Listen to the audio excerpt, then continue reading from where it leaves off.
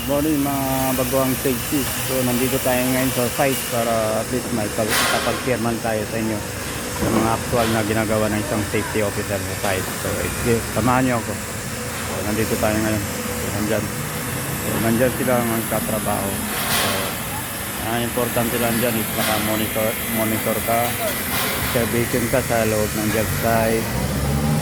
Ikutin mo lahat ng mga hazard na area kung saan gumagawa yung mga workers.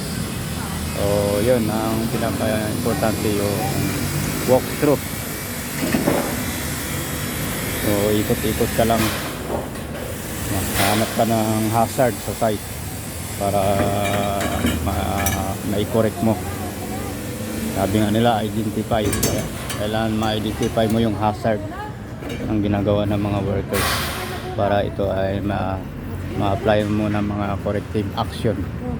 Kaya magkakaroon tayo ng complete scoring mga. So hanggang dito na lang mga baguang safety at sa mga fellow safety ko.